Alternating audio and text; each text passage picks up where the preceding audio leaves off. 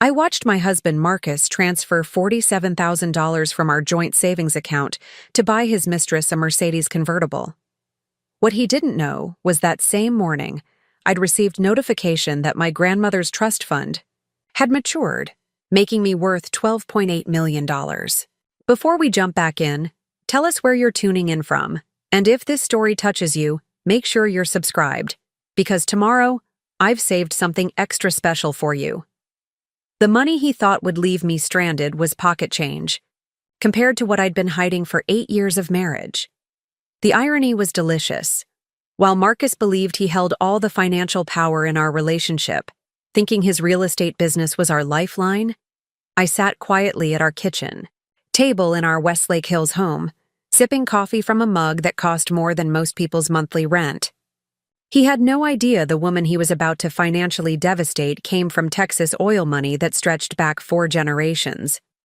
Marcus Crawford Walsh thought he was so clever that Tuesday morning in March. I could hear him on his phone call from the home office, his voice carrying that particular smugness he reserved for his bigger conquests. The call wasn't with a client or his business partner James Crawford at their real estate development firm. This was personal, intimate, revolving around plans for surprising someone special with a gift that would supposedly change everything. I pressed my ear closer to the wall separating our kitchen from his office, my heart pounding not from betrayal but from anticipation. After months of watching our marriage crumble while he thought I was oblivious to his affair, the moment I'd been waiting for was finally arriving. The moment when Marcus would show his true character so completely that even he couldn't deny what kind of man he really was. The conversation was with Vanessa Torres, the 28-year-old luxury car sales representative who worked at the Mercedes dealership downtown. She'd caught Marcus's attention 6 months ago when he'd gone shopping for a new vehicle for his business.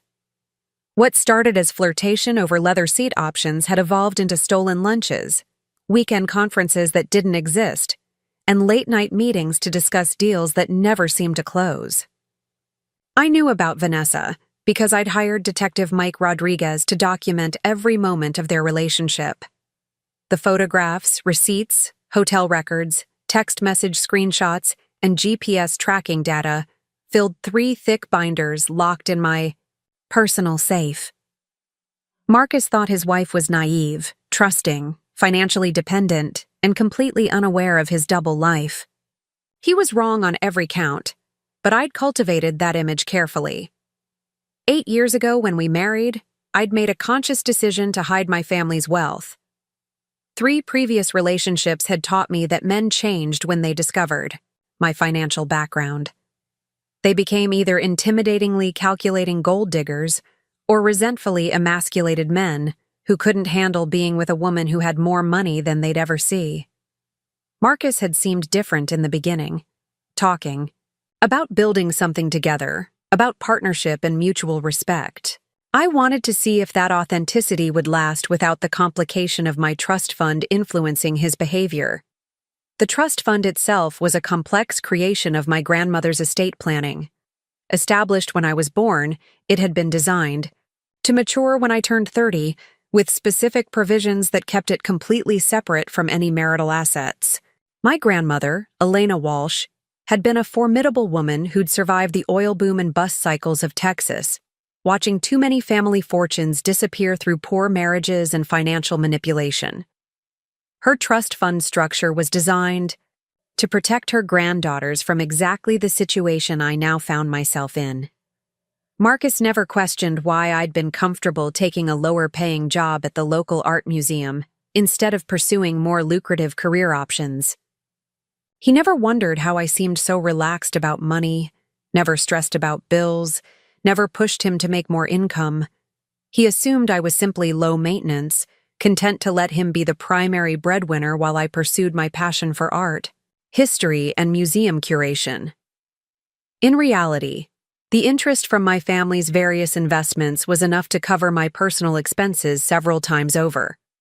The morning of the Mercedes purchase, I'd received the final documentation from Robert Sterling, the trust fund manager who'd been overseeing my grandmother's legacy for decades. At 32, all restrictions had been lifted, The $12.8 million was now completely under my control, along with mineral rights to several oil properties in West Texas and a portfolio of commercial real estate investments across Austin, Dallas, and Houston. Marcus finished his phone call with Vanessa and walked into the kitchen where I sat with my coffee and the morning newspaper. His expression was that particular combination of excitement and nervousness that I'd learned to recognize as his planning face. He was about to execute what he thought was a brilliant strategy.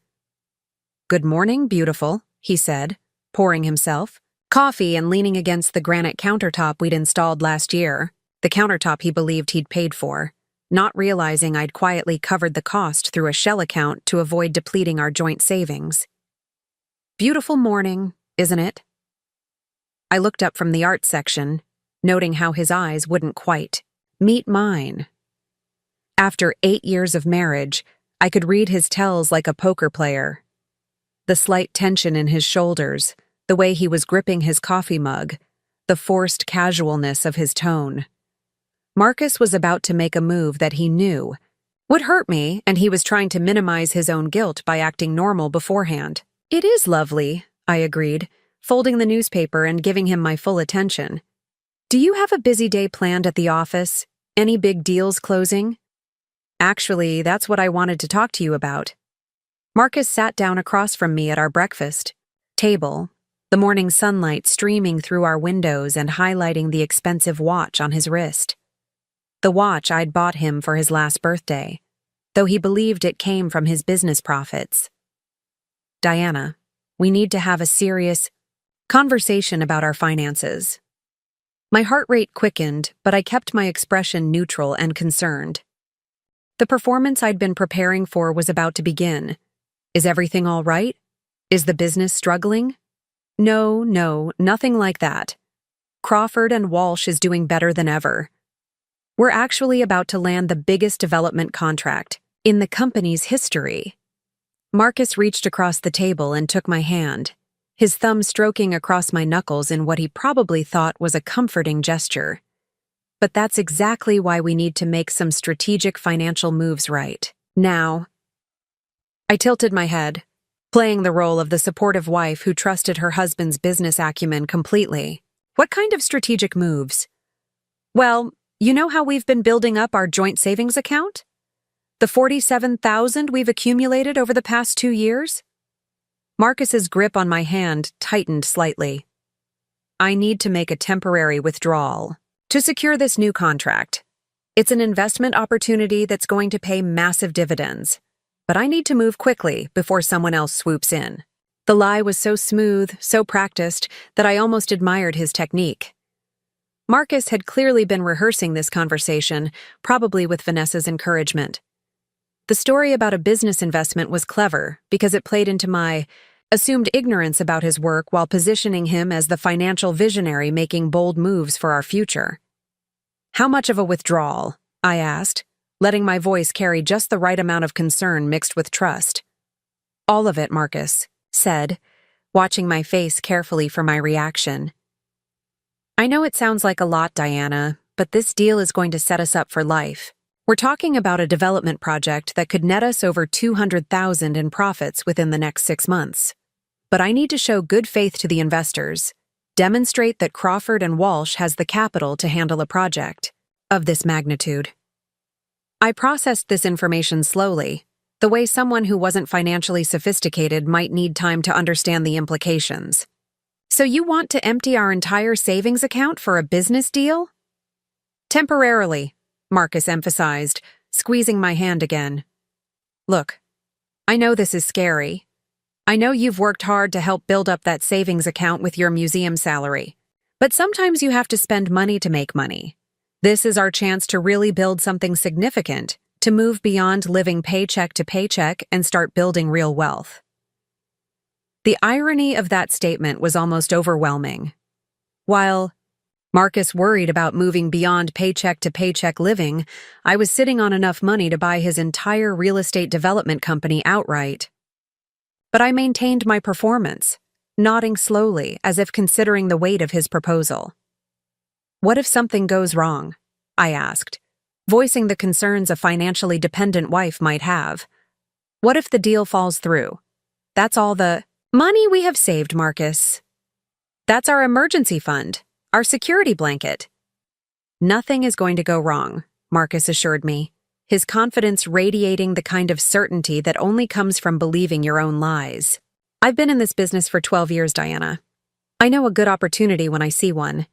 And besides, even if somehow the deal didn't work out exactly as planned, I have other irons in the fire. The business is solid, our income is steady, and we're young enough to rebuild our savings quickly. I let a few moments of silence pass, as if wrestling with the decision. The truth was, I wanted him to take that money. I wanted him to reveal exactly who he was, to cross the line so clearly that there would be no ambiguity about his character when everything came to light. The $47,000 in our joint account meant nothing to me financially, but it represented everything about our marriage symbolically. When do you need to make this withdrawal? I asked finally. Today, Marcus said, and I could hear the relief in his voice that I wasn't fighting him on this. The investment group is meeting this afternoon, and they want to see proof of funds before they'll move forward with the contract. I nodded slowly, reaching for his hand with both of mine in a gesture that I hoped looked like supportive resignation. If you really think this is the right move for our future, then I trust you. You're the business expert in this family, Marcus. Preparing and narrating this story took us a lot of time, so if you are enjoying it, subscribe to our channel. It means a lot to us. Now back to the story. I'm just a museum curator who knows about old paintings and historical artifacts.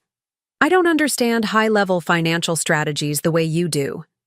The smile that spread across Marcus's face was equal parts relief, triumph, and what I could only describe as predatory satisfaction. He believed he'd successfully manipulated me into giving up my financial security, and he was pleased with his own cleverness. Thank you for trusting me, Diana. I promise you won't regret this. In 6 months, we'll be looking back on this conversation as the moment our lives really began. He stood up from the table and kissed the top of my head, the gesture feeling more like a victory lap than an expression of affection. I need to get to the bank before they open this morning to initiate the transfer.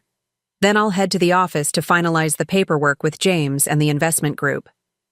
After Marcus left, for the bank, I sat alone in our kitchen and allowed myself to feel the full weight of what had just happened. My husband of 8 years had just lied to my face with practiced ease, emptied our joint savings account, and planned to use that money to buy his mistress a luxury car. The man I'd shared a bed with, built a home with, and trusted with my heart, had revealed himself to be exactly the kind of person my grandmother had designed her trust fund to protect me from. But instead of devastation, I felt something closer to liberation. For months, I'd been living in the uncomfortable space between knowing the truth about Marcus and Vanessa's affair and waiting for the right moment to act. The uncertainty had been exhausting. The performance of being an unknowing wife had taken its toll, and the constant question of whether I should confront him or gather more evidence had kept me awake at night. Now, Marcus had made the decision for me. By taking our money to fund his relationship with another woman, he'd crossed a line that made everything else simple. There would be no more ambiguity, no more wondering if I was overreacting or being paranoid. Marcus had shown me exactly who he was, and now I could show him exactly who I was in return. I walked to my home office, a small room that Marcus rarely entered because he assumed it contained nothing more interesting than museum research and art history books. In reality, it was where I conducted all of my personal financial business, communicating with Robert Sterling and the various investment managers who oversaw my family's portfolio. Hidden behind a false back in my filing cabinet were the 3 binders Detective Rodriguez had compiled documenting Marcus's affair, along with the financial records I'd been meticulously keeping throughout our marriage. The trust fund paperwork was still spread across my desk from the previous evening's review. $12.8 million, mineral rights, commercial real estate investments, and complete financial independence. Everything my grandmother had worked to secure for her granddaughters, designed to ensure we never had to depend on men who might betray us. I called Robert Sterling's direct line, knowing he would be in his office early as always. The Sterling Trust Management firm had been handling my family's money for over 40 years, and Robert had personally overseen my trust fund since I was a teenager. "Diana?" he answered on the second ring, his voice carrying the warm professionalism that had made him such an effective steward of our family's wealth. "I was expecting your call this morning. I assume you received the final documentation." "I did, and I've reviewed everything carefully. Robert, I think it's time to make some changes to how I handle my financial affairs.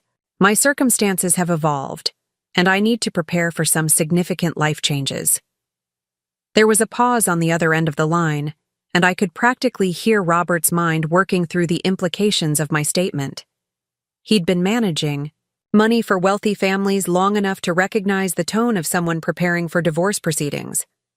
"I see," he said carefully.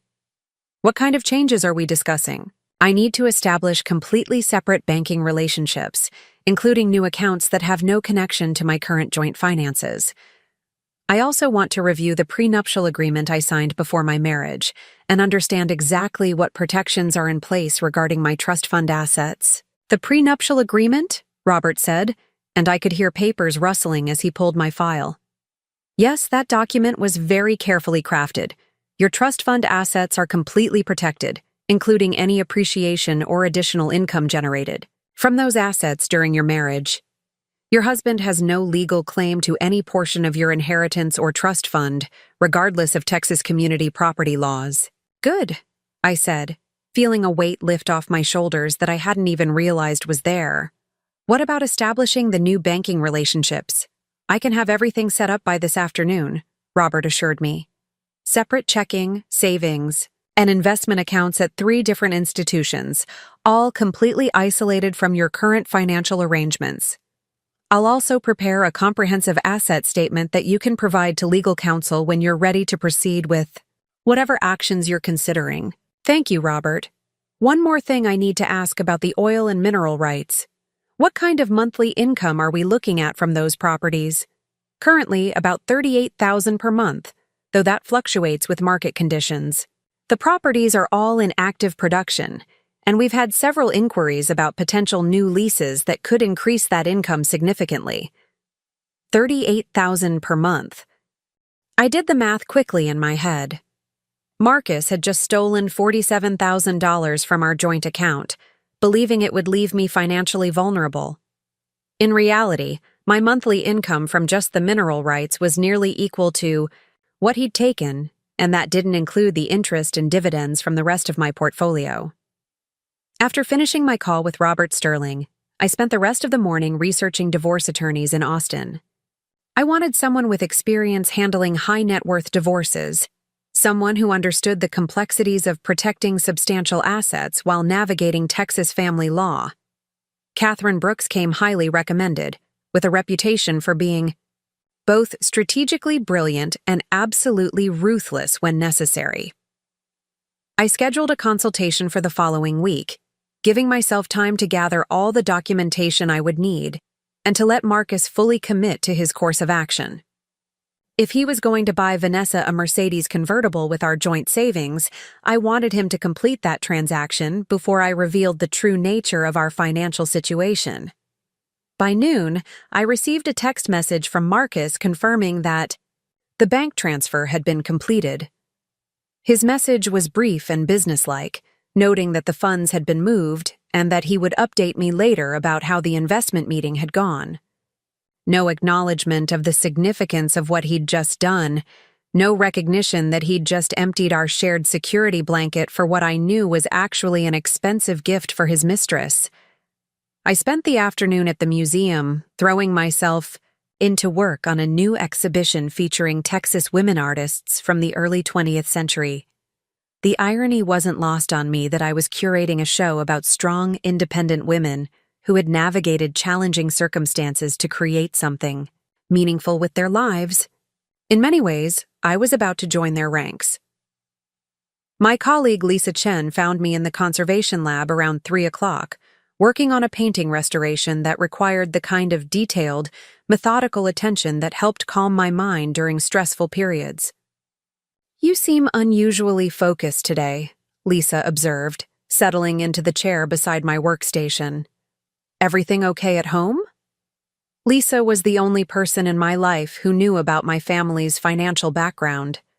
We'd been friends since graduate school, and she'd been my maid of honor when I married Marcus. She'd also been the one person who'd quietly expressed reservations about my decision to hide my wealth from my husband, though she'd never pushed the issue.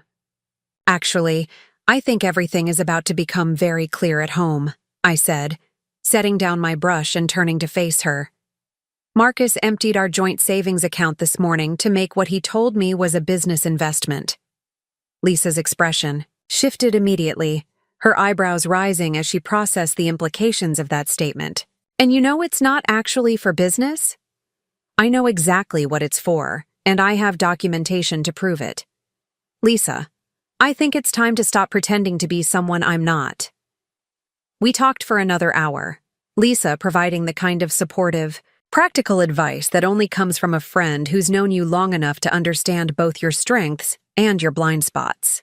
She helped me think through the timing of my next moves, the importance of documentation, and the emotional preparation I would need for the confrontation that was inevitably coming. When I returned home that evening, Marcus was already there, sitting at our kitchen table with a bottle of wine and an expression of satisfied accomplishment. The successful businessman celebrating another victory, completely unaware that his wife was about to reshape the entire game board. "How did your investment meeting go?" I asked, maintaining my performance as the supportive, trusting wife. "Better than I could have hoped," Marcus replied, pouring me a glass of wine. "Diana, I think this deal is going to change everything for us. The investment group was impressed with our commitment, and they're confident about the returns we're going to. See?" I sat down across from him, accepting the wine and noting how relaxed he seemed. The stress and nervousness from the morning had been replaced by the kind of confidence that comes from believing you've successfully deceived someone who trusts you. "I'm so glad it worked out," I said, raising my glass in a toast. "To our future, and to taking calculated risks that pay off." We clinked glasses, and Marcus smiled at me with what I realized was probably the last genuine moment of affection I would ever see from him. Tomorrow, everything would change. Tomorrow, I would begin the process of showing Marcus exactly who Diana Walsh really was, and exactly what it cost to betray someone with 12.8 million reasons to fight back. But tonight, I would let him enjoy his victory. After all, it would be the last one he ever achieved at my expense. The next morning arrived with the kind of crisp March air that made Austin feel alive with possibility. I woke before Marcus, as had become my habit over the past few months of managing my double life. While he slept peacefully beside me, probably dreaming about his successful manipulation of the previous day, I lay in bed formulating the intricate plan that would expose every lie he'd built our marriage on. Detective Mike Rodriguez had left a voicemail overnight confirming what I already suspected. Marcus hadn't gone to any investment meeting after leaving the bank. Instead, he'd driven directly to the Mercedes dealership where Vanessa Torres worked, spent 3 hours completing paperwork for a brand new convertible, and then taken her to lunch at the most expensive steakhouse in downtown Austin. The lunch had lasted until nearly 4 o'clock, after which they'd driven the new car to a hotel on the outskirts of town. The photographs Mike had captured told the complete story, Marcus beaming as he handed Vanessa the keys to her new Mercedes. Vanessa throwing her arms around his neck in the dealership parking lot, kissing him with the kind of passion that should have been reserved for his wife. The two of them checking into the Omni Barton Creek Resort using Marcus's credit card, completely careless about leaving a paper trail because he believed his wife was too naive and trusting to ever investigate his activities. I listened to Marcus's breathing, steady and untroubled, and marveled at how soundly someone could sleep after committing such a profound betrayal. He'd stolen our entire savings account to buy his mistress a luxury car, lied to my face about business investments, and spent the afternoon celebrating his deception with the woman he was cheating with. Yet he lay beside me without a care in the world, probably planning his next move in what he thought was a brilliant strategy. What Marcus didn't understand was that his theft of our joint account had activated a much larger and more sophisticated plan that I'd been developing for months. Every document was already in place, every piece of evidence cataloged and verified, every legal strategy mapped out with Catherine Brooks, the divorce attorney I'd been quietly consulting with for the past 6 weeks. The consultation with Catherine had been revelatory. She'd reviewed my grandmother's trust fund structure and confirmed what Robert Sterling had told me. My inherited wealth was completely protected from any claims Marcus might make in divorce proceedings. More importantly, Catherine had explained how Marcus's theft of our joint savings could be used as evidence of financial misconduct that would influence everything from spousal support to property division. Marcus stirred beside me, beginning to wake up, and I quickly closed my eyes and regulated my breathing to appear still asleep. I wasn't ready for another performance of marital normalcy just yet. I needed a few more minutes to prepare mentally for the next phase of my strategy. The previous evening's wine and conversation had been enlightening in ways Marcus couldn't have imagined. His relaxed state had made him careless with details about his supposed business deal. He'd mentioned specific investors who didn't exist, described contract terms that made no financial sense, and referenced meeting locations that Detective Rodriguez had already confirmed were nowhere near where Marcus had actually spent his day. More importantly, Marcus had begun talking about our future plans with a level of specificity that revealed just how little he valued our marriage.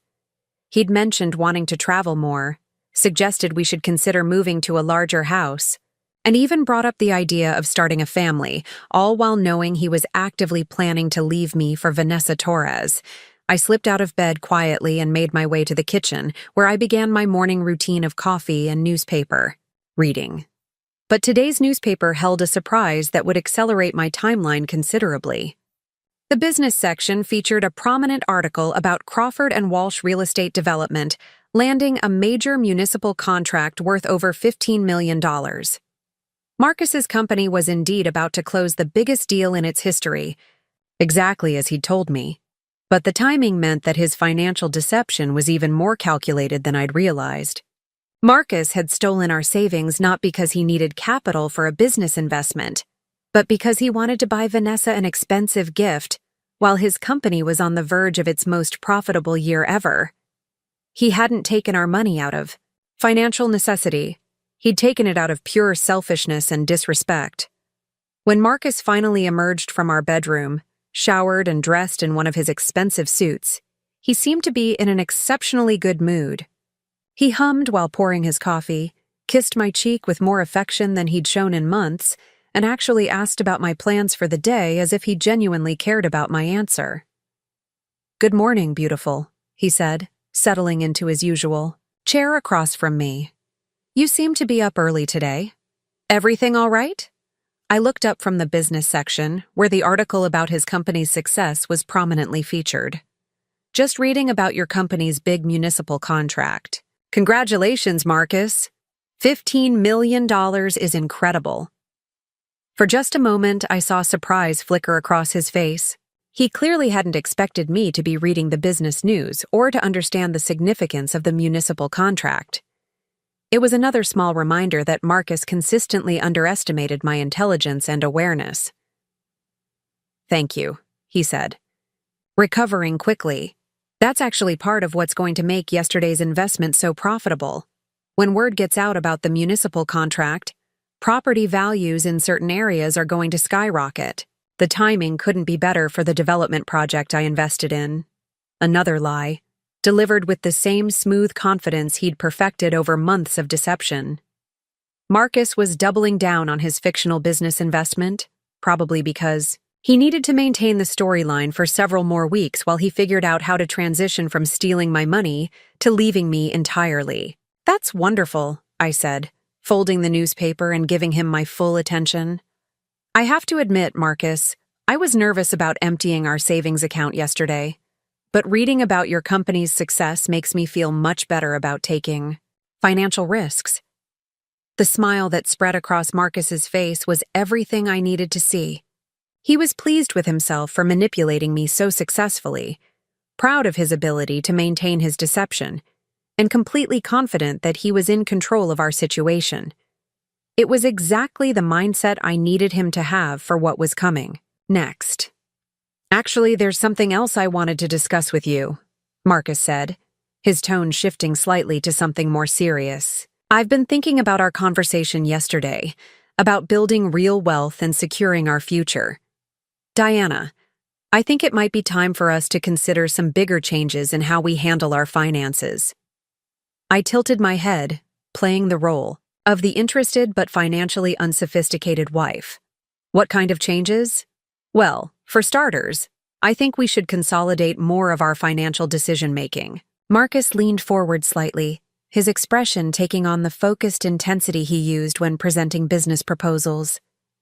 "You've always been content to let me handle the bigger financial picture, but I think we could be more efficient if we streamlined everything through my business accounts and investment strategies." What he was describing, I realized, was a plan to gain control over what he assumed were my limited financial assets. Marcus was positioning himself to take over my museum salary, my personal savings, and anything else I might have that he didn't already know about. It was a calculated move to ensure I would be completely financially dependent on him, making it easier for him to control the terms of our eventual separation. "That sounds complicated," I said carefully. "Wouldn't it be simpler to keep our finances separate the way they are now?" "Not necessarily," Marcus replied, and I could hear the subtle pressure building in his voice. "Look, Diana, I love that you're passionate about your work at the museum, but let's be realistic about your earning potential. $35,000 a year isn't going to build the kind of life we want.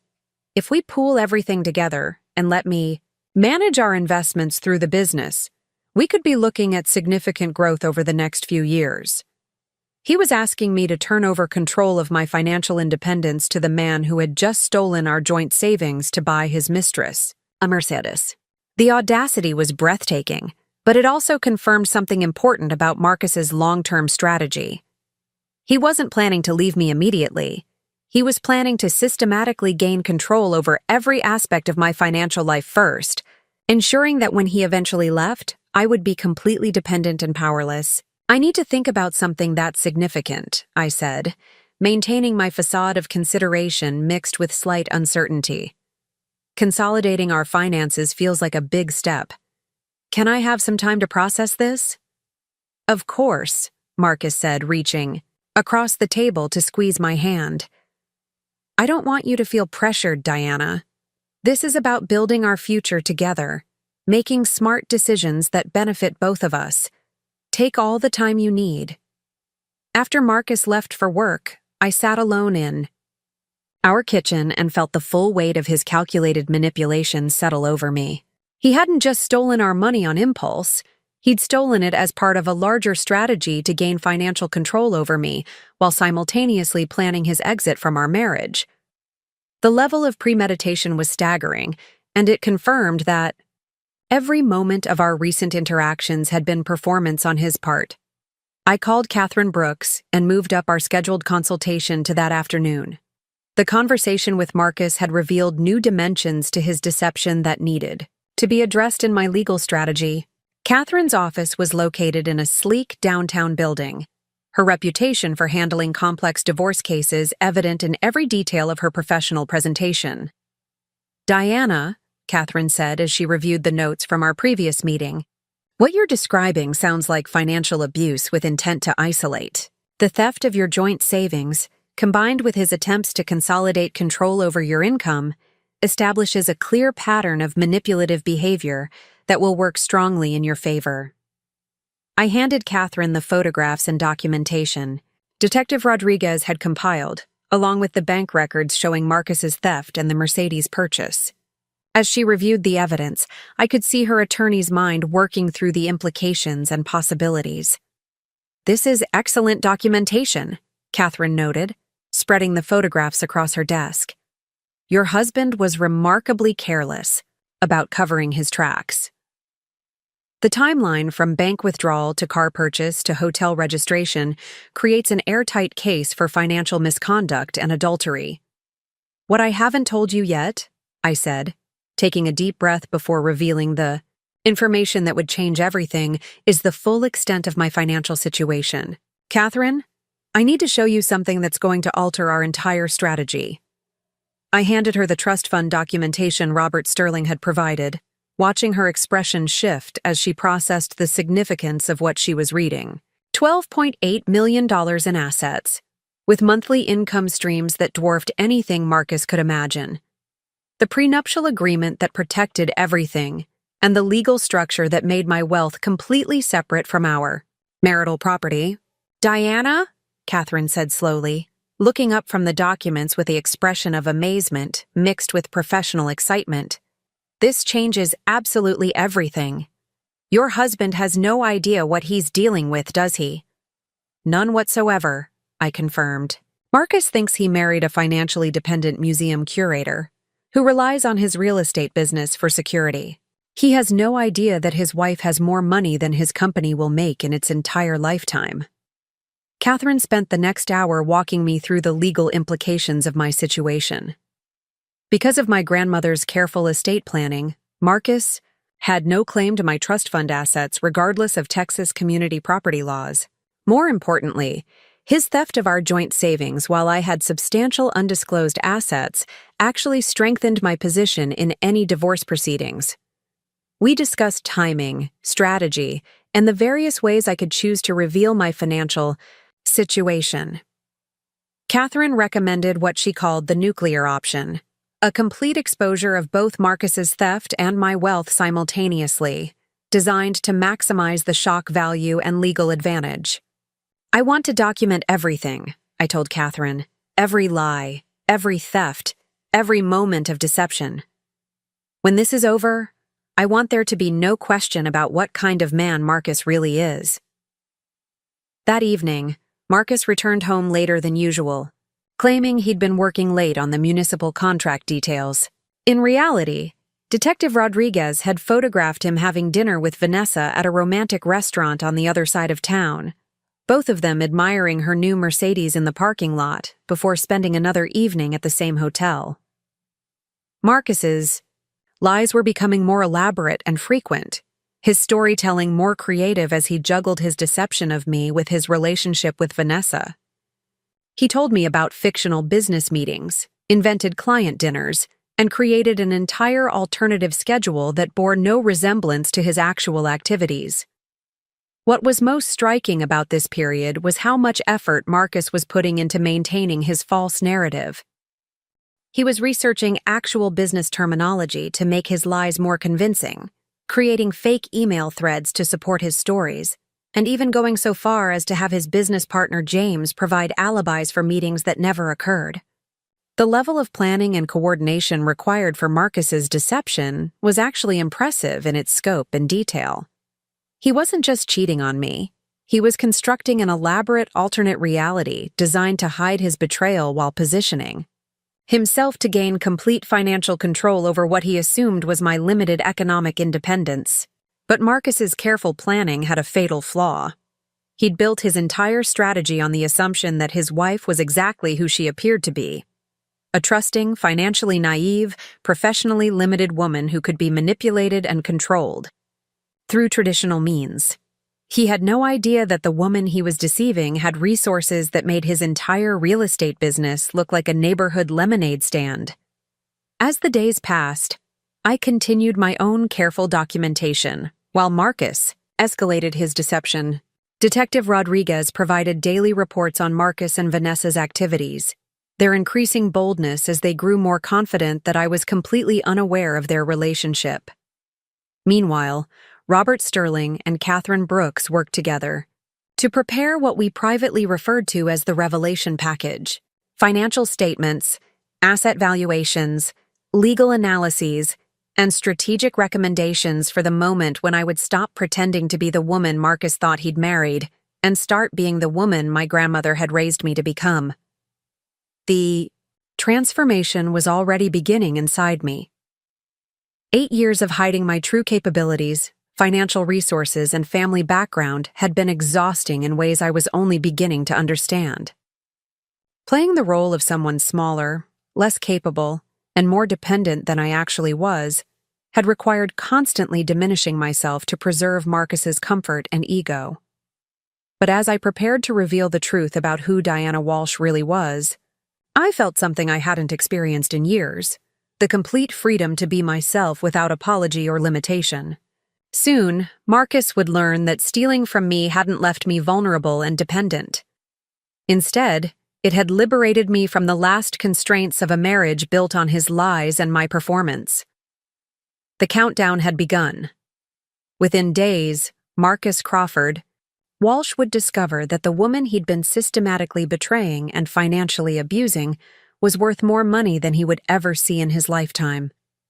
More importantly, he would learn that underestimating Diana Walsh was the most expensive mistake he would ever make. Friday morning arrived with the kind of humid heat that made Austin's summers notorious, even though spring had barely begun. I stood in front of my bedroom mirror, carefully selecting the outfit that would carry me through what I knew would be the most important day of my marriage. Not the flowing sundress Marcus preferred, which made me look younger and less assertive, but the navy blue power suit I'd purchased months ago and never had occasion to wear. The suit had been an impulse buy during a shopping trip with Lisa Chen, who'd insisted I needed clothes that reflected my actual status, rather than the diminished version of myself I'd been performing for Marcus. The jacket was perfectly tailored. The skirt hit just above the knee, and the entire ensemble conveyed exactly the kind of quiet authority that came from generational wealth and unshakable confidence. Today was the day I would stop being the woman Marcus thought he'd married, and start being the woman I actually was. Detective Rodriguez had called the night before with information that accelerated my timeline considerably. Marcus and Vanessa had been making plans that went far beyond expensive gifts and hotel rendezvous. They'd been apartment hunting in Dallas, looking at properties that cost more per month than most people's annual salaries. Vanessa had already given notice at the Mercedes dealership, and Marcus had been researching how to dissolve his business partnership with James Crawford. More significantly, Detective Rodriguez had uncovered evidence that Marcus was planning to disappear with a substantial portion of Crawford and Walsh's assets. The municipal contract that had been featured in the business section wasn't just profitable for the company, it was Marcus's exit strategy. He intended to collect his share of the contract proceeds and vanish to Dallas with Vanessa, leaving both his wife and his business partner to deal with the aftermath. The timeline Marcus was working with gave me less than 2 weeks before he would make his move. 2 weeks before he would empty whatever other accounts he could access, liquidate what assets he could touch, and disappear with Vanessa to start their new life funded by money stolen from both his wife and his business partner. But Marcus had made one critical error in his planning. He'd assumed that his wife would be left financially devastated and emotionally broken, unable to pursue legal action or expose his theft because she lacked the resources and sophistication to fight back. He had no idea that Diana Walsh had been planning her own exit strategy for months, with legal firepower and financial resources that would make his theft look like petty larceny. I finished my coffee and gathered the leather portfolio that contained everything I would need for today's confrontation. Bank statements, trust fund documentation, photographs of Marcus and Vanessa, hotel receipts, GPS tracking data, and a complete timeline of his deception. Catherine Brooks had helped me organize everything into a presentation that would be impossible to deny or explain away. The plan was elegant in its simplicity. I would meet Marcus for lunch at the Austin Club, the exclusive downtown establishment, where he'd proposed to me 8 years earlier. The location was deliberate, private enough for an intimate conversation, but public enough that Marcus would have to maintain some level of composure when his world collapsed around him. Marcus had suggested the lunch meeting himself, believing he was setting up another opportunity to manipulate me into consolidating our finances under his control. He'd mentioned wanting to discuss our future, to make some important decisions about how we would handle our money going forward. In his mind, This lunch would be the moment when he gained complete financial control over his naive, trusting wife. Instead, it would be the moment when Diana Walsh revealed exactly who she was and what it cost to betray her. I arrived at the Austin Club 15 minutes early, requesting a private corner table in the main dining room where we would have some privacy, but remain visible to other members. The maitre d' recognized me from previous visits, though he probably didn't realize that I'd been a member of the club longer than Marcus had, my membership inherited along with everything else from my grandmother's estate. The Austin Club had been my grandmother's second home during her later years, and walking through its familiar halls always made me feel connected to her strength and determination. She'd been a formidable woman who'd navigated the male-dominated world of Texas oil and cattle ranching with grace and steel, accumulating wealth and influence while never compromising her principles. Today, I would need every bit of her strength and wisdom. Marcus arrived exactly on time, looking confident and relaxed in his favorite charcoal suit. He kissed my cheek as he sat down, his demeanor that of a man who believed he was in complete control of his situation. The waiter brought our usual drinks, a martini for Marcus, sparkling water with lime for me, and we made small talk about the weather and his morning meetings. "You look beautiful today," Marcus said, though I noticed his eyes didn't quite meet mine. "That's a stunning suit. I don't think I've seen it before." "Thank you," I replied, smoothing the jacket and enjoying the way the expensive fabric felt against my skin. I thought today called for something special. Marcus smiled and raised his martini in a toast. "To special occasions and important conversations. Diana, I've been looking forward to this lunch all week. I think we're about to make some decisions that will change our lives forever." The irony of his statement was almost overwhelming. Marcus had no idea how prophetic his words were, or how dramatically his life was about to change, but not in the way he was expecting. We ordered our meals, Marcus choosing the most expensive steak on the menu, as always, and I waited for him to begin the conversation he thought he was orchestrating. He started slowly, talking about his success with the municipal contract, the opportunities that were opening up for Crawford and Walsh, and his vision for our financial future together. "Diana," Marcus said, leaning forward with the intensity he reserved for his most important business presentations. "I've been thinking about our conversation last week, about consolidating our finances and building real wealth. I want to propose something that might sound dramatic, but I think it's exactly what we need to secure our future." I nodded encouragingly, playing my role perfectly while mentally preparing for what I knew was coming next. "I think we should put everything we have into a joint investment account that I'll manage through the business," Marcus continued. "Your museum salary, your personal savings, everything combined with my income and the profits from Crawford and Walsh. Diana, with the municipal contract and the other opportunities that are developing, we could be looking at serious money within the next year." What Marcus was describing was a complete financial takeover disguised as a partnership proposal. He wanted access to every penny I had, every asset I could touch, so that when he disappeared with Vanessa, he would leave me with absolutely nothing.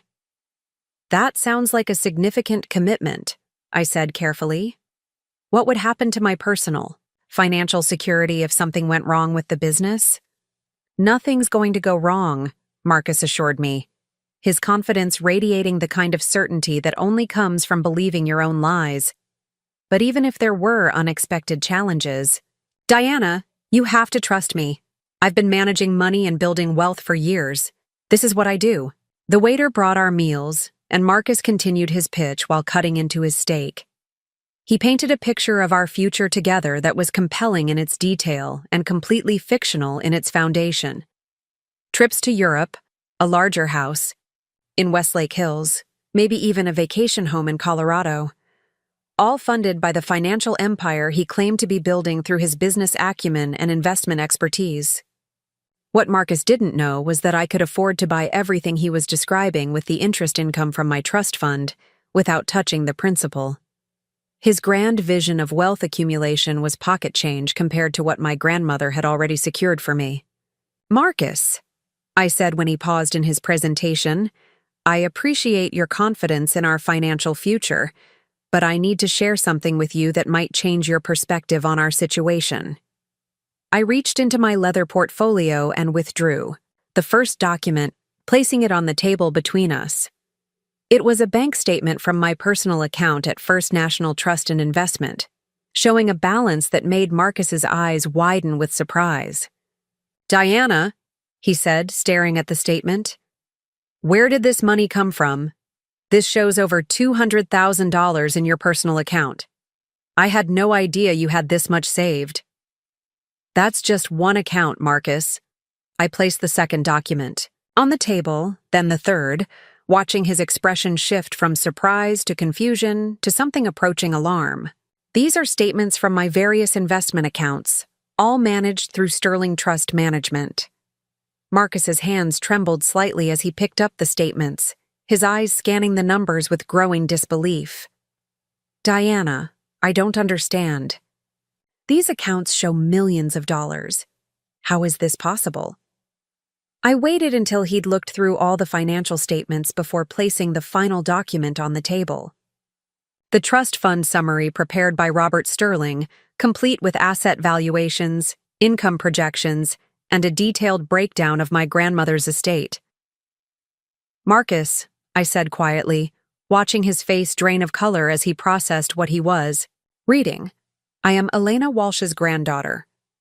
My grandmother owned Walsh Oil and Gas, along with substantial mineral rights throughout West Texas. She established a trust fund for me when I was born, designed to mature when I turned 30.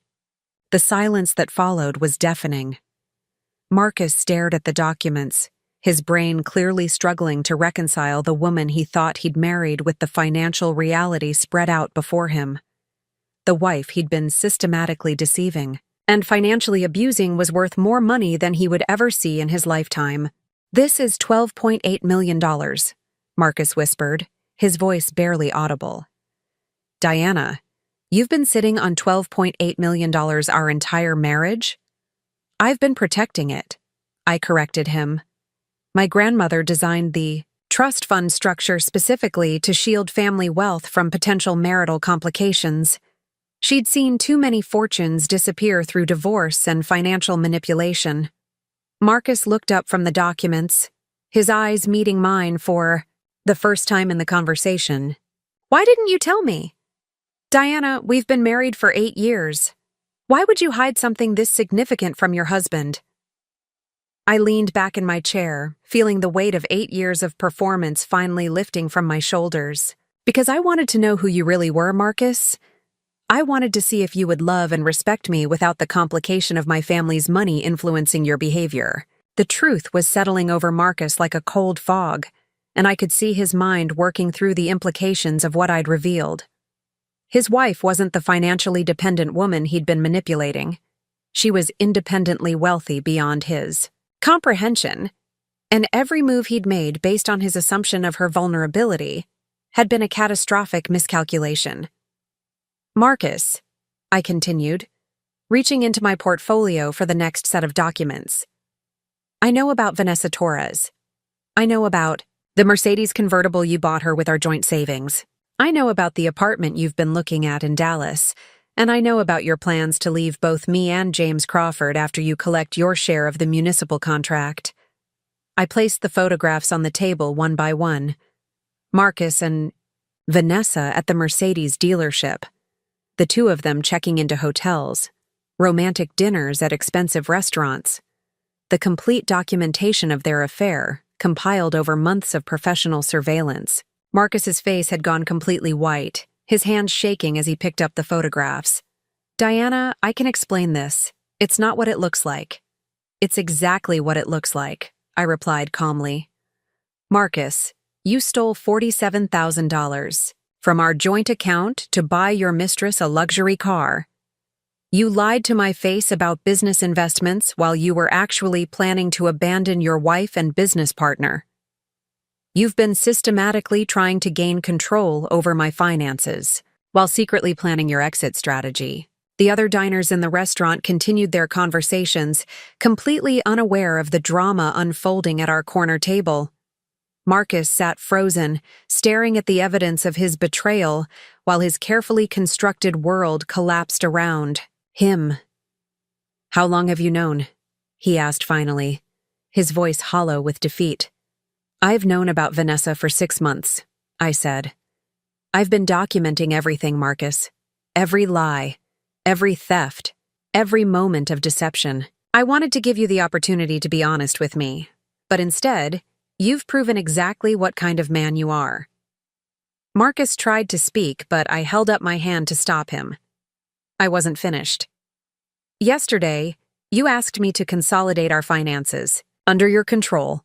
You wanted access to my personal accounts, my salary, everything I have. Marcus, you were asking me to hand over my financial independence to the man who had just stolen our joint savings to buy his mistress a Mercedes. The audacity is breathtaking." I reached into my portfolio one final time and withdrew the divorce papers Catherine Brooks had prepared. They were comprehensive, professionally drafted, and designed to protect every penny of my assets while ensuring Marcus received exactly what he deserved from our marriage. "Marcus," I said, placing the papers in front of him, "our marriage is over. You've shown me exactly who you are, and I've shown you exactly who I am. The difference is that I have the resources to protect myself from men like you, while you've just discovered that stealing from me was the most expensive mistake of your life." Marcus stared at the divorce papers, his hands trembling as he picked them up. "Diana, please. We can work through this. I made mistakes, but we can fix this." "No, Marcus, we can't." I stood up from the table, leaving the financial documents and photographs spread out before him. "You didn't make mistakes. You made calculated decisions to betray, steal from, and manipulate the woman who trusted you. Those weren't errors in judgment. They were choices that revealed your character." I gathered my purse and portfolio, preparing to leave Marcus alone with the wreckage of his plans. The other diners continued their meals, unaware that they'd just witnessed the complete destruction of a man's assumptions about power, control, and the women he thought he could manipulate. "Marcus," I said, looking down at him one final time, "you have 72 hours to move out of our house. My attorneys will be in touch regarding the division of our actual marital assets. As for the money you stole from our joint account, I've already reported the theft to the authorities. Detective Rodriguez has been documenting your activities for months." I walked away from the table, leaving Marcus surrounded by the evidence of his betrayal and the reality of my wealth. Behind me, I could hear him calling my name, but I didn't turn around. Diana Walsh was finished with performances, finished with pretending to be less than she was, and finished with being married to a man who had proven himself capable of stealing from the woman who loved him. The afternoon sun was blazing as I stepped out of the Austin Club, and for the first time in 8 years, I felt completely free to be myself without apology or limitation. Marcus Crawford Walsh had just learned that underestimating me was the most expensive mistake he would ever make, and the real consequences were just beginning. The drive home from the Austin Club felt like traveling through a different world entirely. Every familiar landmark along the route seemed to carry new significance now that I'd finally revealed the truth about who Diana Walsh really was. The oak trees lining the streets of Westlake Hills appeared more vibrant, the luxury homes more welcoming. Even the Texas heat felt less oppressive. I was no longer carrying the weight of 8 years of pretense and diminished expectations. My phone had been buzzing constantly during the 20-minute drive, Marcus calling repeatedly with what I assumed were desperate attempts at damage control. I let every call go to voicemail, knowing that whatever he had to say would be some combination of apologies, excuses, and manipulation tactics designed to minimize the consequences of his choices. There would be time to deal with Marcus's reaction later. But right now, I wanted to savor the freedom of finally being authentic. When I pulled into our driveway, I noticed Marcus's BMW was already there. which meant he'd left the Austin Club shortly after I did and driven home at dangerous speeds. Through the front windows, I could see him pacing back and forth in our living room, his phone pressed to his ear in what appeared to be an agitated conversation. Probably calling his attorney, or maybe trying to reach Vanessa to explain why. Their carefully planned future had just exploded.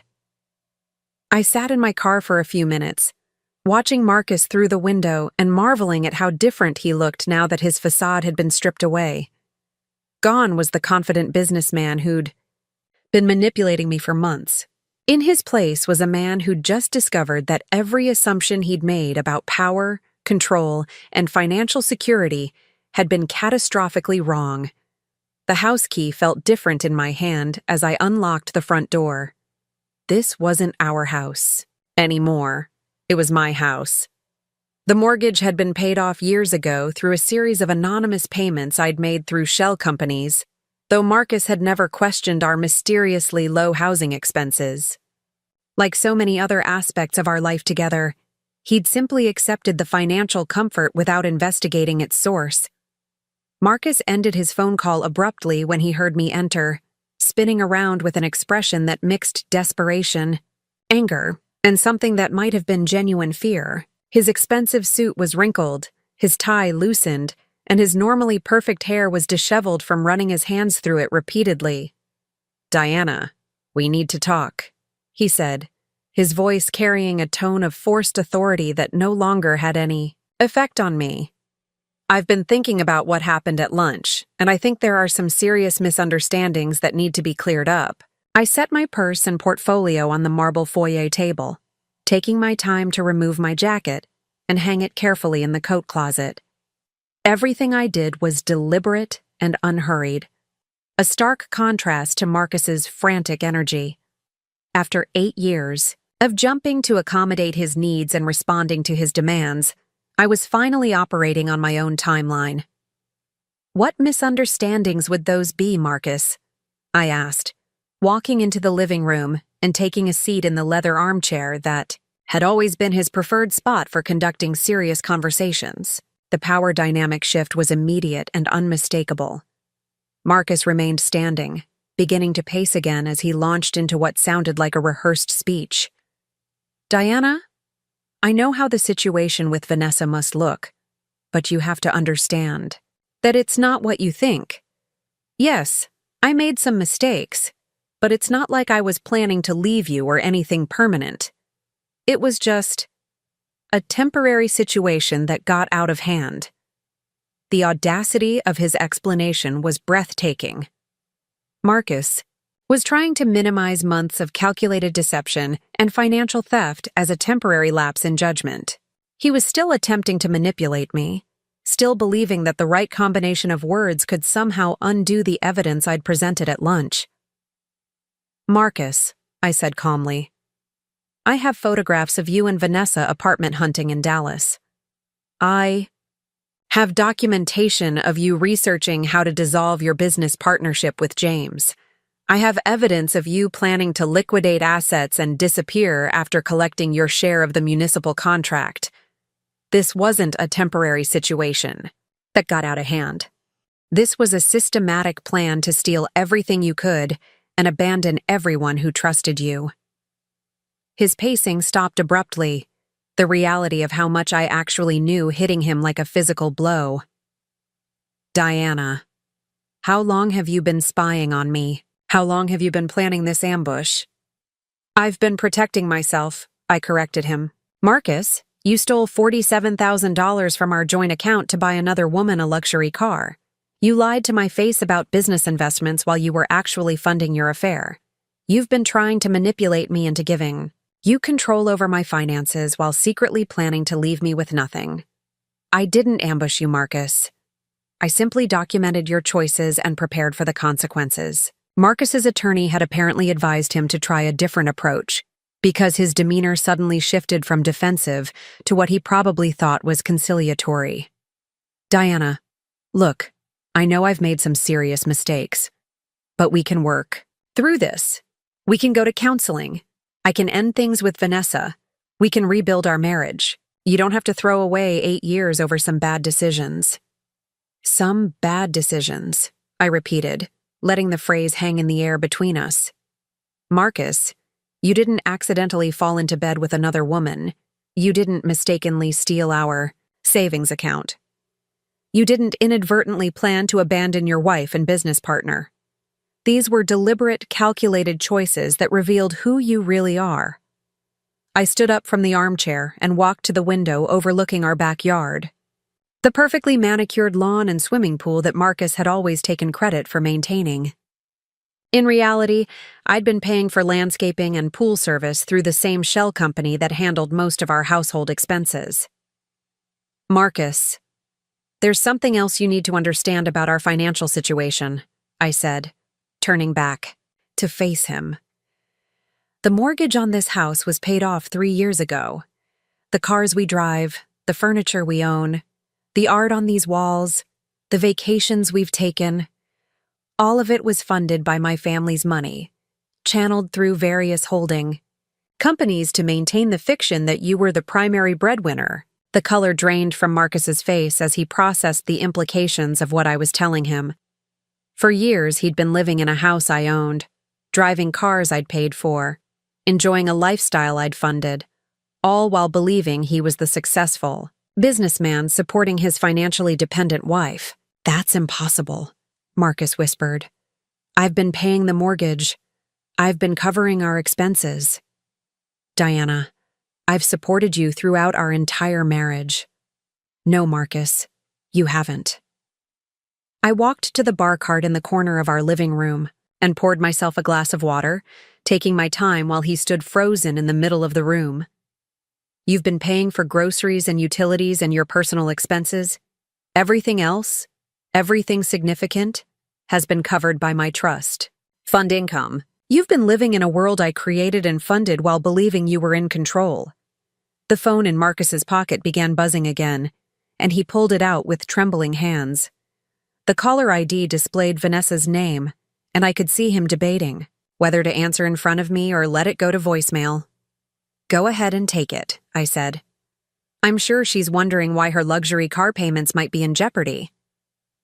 Marcus stared at the phone until it stopped ringing, then looked up at me with an expression of complete bewilderment. Diana, I don't understand any of this. If you've had this much money all along, why didn't you tell me? Why did you let me believe I was supporting us? Because I wanted to know who you really were, I replied. Marcus, I'd been in 3 previous relationships where men changed completely once they learned about my family's wealth. They either became calculating and mercenary, or they became resentful and emasculated. I wanted to see if you were different. And clearly, you're not different. You're exactly the kind of man my grandmother designed her trust fund to protect me from. A man who would steal from his wife, lie to her face, and plan to abandon her while believing she was financially helpless. Marcus's phone buzzed with a text message, and he glanced at it automatically. Based on his expression, Vanessa was becoming increasingly concerned about his absence and demanding explanations. The woman who'd been enjoying his stolen money was probably starting to suspect that her luxury lifestyle might be in danger. Marcus, I said, walking back to my purse and retrieving the divorce papers Catherine Brooks had prepared. I need you to understand something very clearly. This marriage is over. Not because I'm angry or hurt, though I am both of those things. It's over because you've shown me exactly what you're capable of when you think you have power over someone you consider vulnerable. I handed him the divorce papers, watching as he flipped through them with growing alarm. The settlement Catherine had structured was legally airtight and financially devastating for Marcus. Because of his financial misconduct and adultery, he would receive the absolute minimum allowed under Texas law. No alimony, no claim to my trust fund assets, and only a fractional share of our actual marital property. Diana, this is insane, Marcus said, his voice rising with panic. You can't just throw away our marriage because of some mistakes I made. We can fix this. I'll end things with Vanessa right now. I'll pay back the money I took from our account. We can start over. The money you stole from our joint account is the least of your problems, Marcus. I retrieved another document from my purse, the police report I'd filed that morning documenting the theft. Detective Rodriguez has been building a case against you for months. The theft of our savings is just one piece of a much larger pattern of financial fraud. Marcus stared at the police report, his hands shaking as he realized the full scope of what he was facing. Diana, you're talking about criminal charges. This could ruin my career, my reputation, everything I've worked for. You ruined your career and reputation when you decided to steal from your wife to fund your affair, I replied. The criminal charges are just the consequence of choices you made.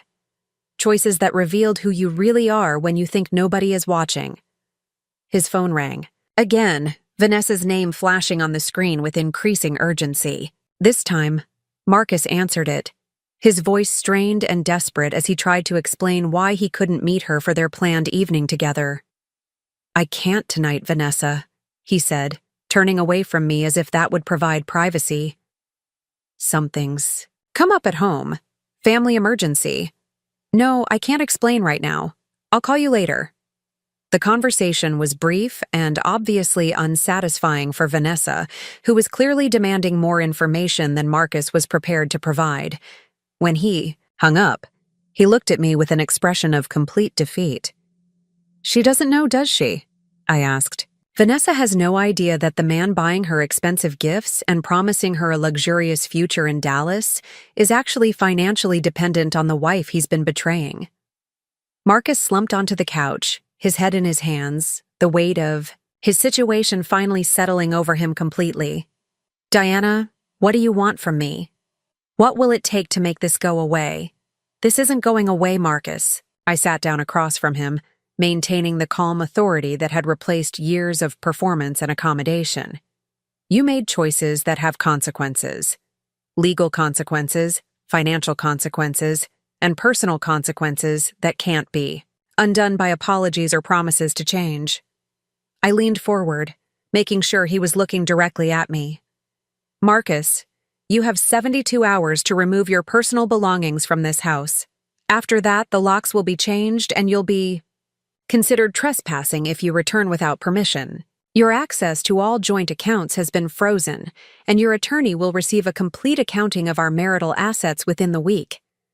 But Diana, where am I supposed to go? What am I supposed to do?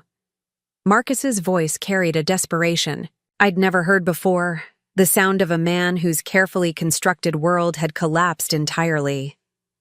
I suggest you contact Vanessa, I replied. After all, you've invested considerable time and stolen money into building a relationship with her. Perhaps she'll be understanding about your change in financial circumstances. Marcus looked up at me with something approaching horror. You can't be serious. You're going to destroy my life over this? I'm not destroying anything, Marcus. I'm simply removing the subsidies that allowed you to live beyond your actual means, while you betrayed the woman providing them. You'll still have your share of Crawford and Walsh, assuming James doesn't discover your plans to abandon the partnership. You'll still have your professional skills and your ability to earn a living. You just won't have access to my family's money anymore. The reality of his situation was beginning to penetrate Marcus's shock and denial. Without access to my trust, fund income, without the house I'd been paying for, without the lifestyle I'd been subsidizing, his actual financial position was far more precarious than he'd realized. Marcus, I said, standing up and smoothing my skirt, I want you to understand something very important. This isn't about revenge or punishment. This is about consequences. You made a series of calculated decisions to betray, steal from, and manipulate the woman who loved you. Now you get to live with the results of those choices. I walked toward the staircase, preparing to go to my office and begin the next phase of reclaiming my authentic life. Behind me, Marcus sat on the couch surrounded by divorce papers and police reports, finally understanding that Diana Walsh was not the woman he'd thought he married. The afternoon sun streamed through our living room windows, illuminating the space that would soon be mine alone. For the first time in 8 years, I felt completely free to be myself without apology, limitation, or pretense. Marcus Crawford, Walsh had just learned the most expensive lesson of his life, and the real consequences were only beginning. 6 months later, I stood in the renovated master bedroom of what was now officially my house, watching the Austin sunrise paint the sky in shades of gold and coral. The room bore no resemblance to the space I'd shared with Marcus. Gone were the heavy, masculine furnishings he'd preferred, replaced with pieces that reflected my actual taste, rather than the accommodating wife I'd pretended to be for 8 years. The transformation of the house mirrored the transformation of my life. Robert Sterling had helped me establish Diana Walsh as a legitimate public figure in Austin's philanthropic and business communities, no longer hiding behind shell companies and anonymous donations. My grandmother's trust fund was now being used openly and strategically, funding scholarships for young women studying business and finance, supporting domestic violence prevention programs, and investing in female-owned businesses throughout Texas. The doorbell chimed downstairs, and I smiled, knowing it was Lisa Chen arriving for our weekly coffee meetings that had become a cherished ritual. Lisa had been instrumental in helping me navigate the emotional complexity of reclaiming my identity after years of performance and pretense. She'd also been a witness to Marcus's complete unraveling over the past 6 months. "Good morning, Lisa," called out as she entered through the front door I'd left unlocked for her. The security system had been completely upgraded after Marcus moved out, though he'd never posed any physical threat. The enhanced security was more about establishing clear boundaries and ensuring my privacy in my new life. I made my way downstairs, to find Lisa in the kitchen, already starting coffee with the familiarity of someone who'd helped me through the most challenging transition of my adult life. She looked radiant in her summer dress, her own life flourishing as she'd recently been promoted to senior curator at the museum where we both worked. "Have you seen the business journal this morning?" Lisa asked, sliding a newspaper across the marble countertop. "There's an interesting article about Crawford and Walsh real estate development that I thought you should see." I scanned the article with growing satisfaction. James Crawford had discovered Marcus's planned betrayal of their partnership shortly after my divorce proceedings became public.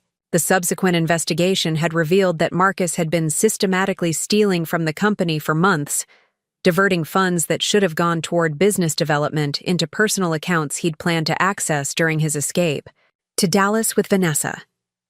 James had pressed criminal charges, and Marcus was now facing federal prosecution for embezzlement and wire fraud. The municipal contract that was supposed to be his golden parachute had instead become evidence in a criminal case that would likely result in several years of prison time. "How is he handling all of this?" Lisa asked, though her tone suggested she wasn't particularly concerned about Marcus's well-being.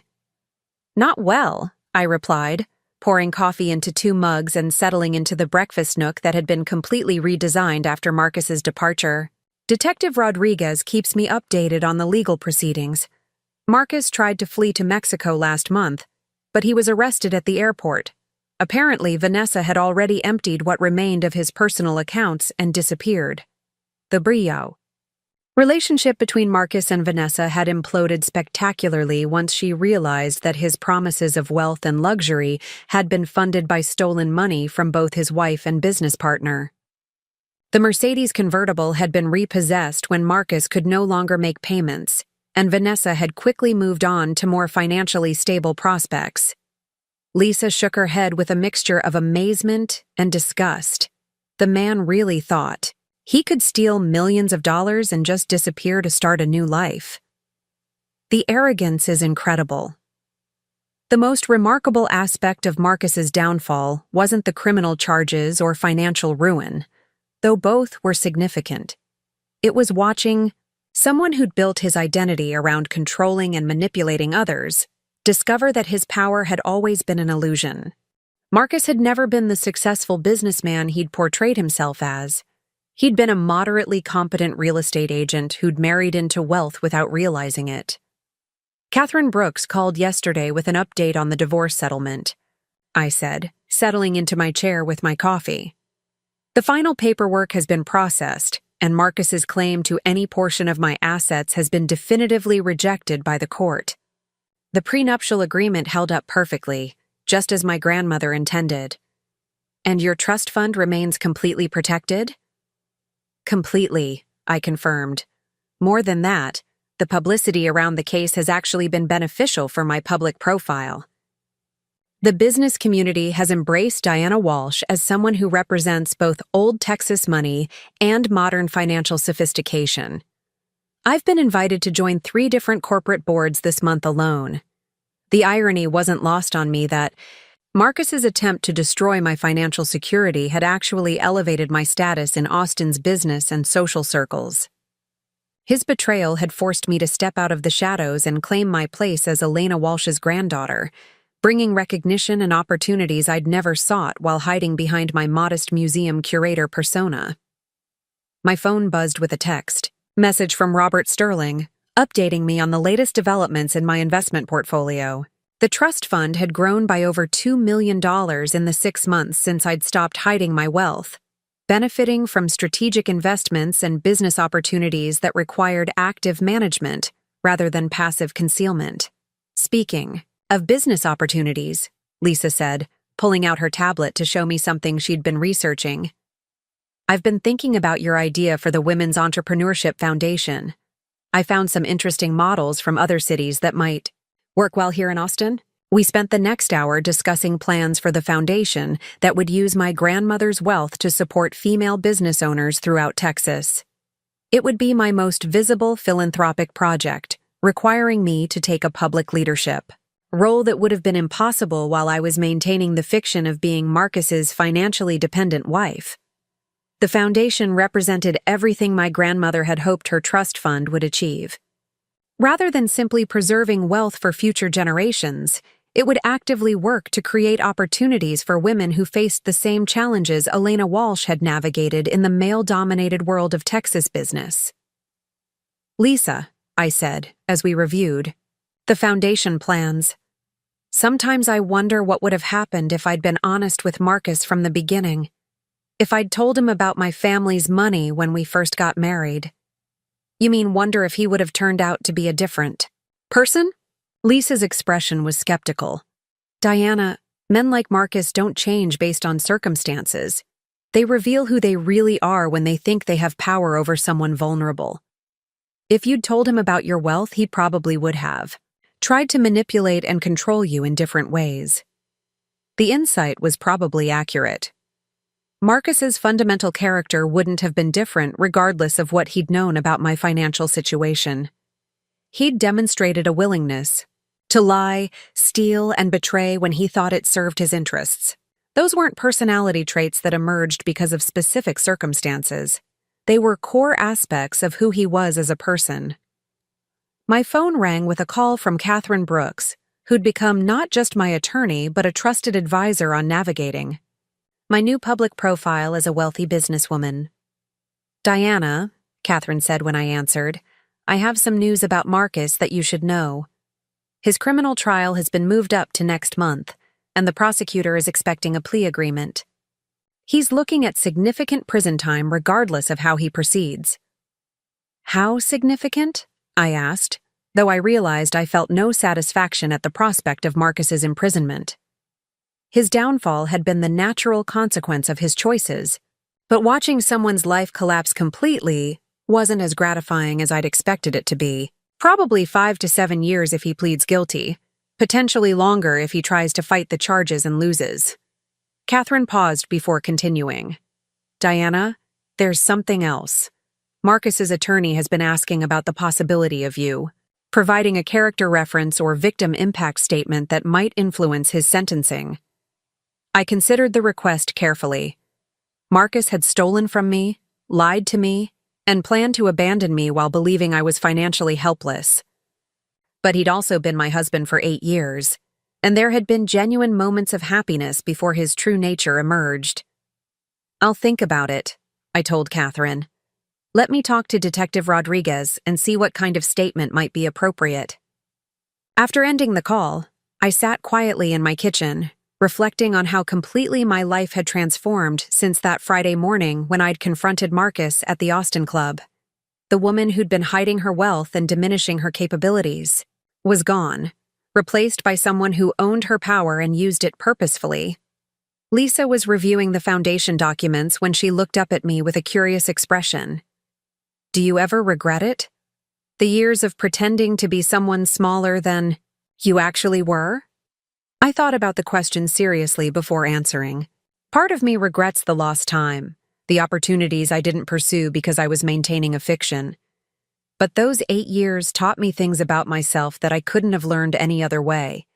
I learned that I'm stronger than I realized, more patient than I thought possible, and capable of strategic thinking that even impressed my grandmother's attorneys.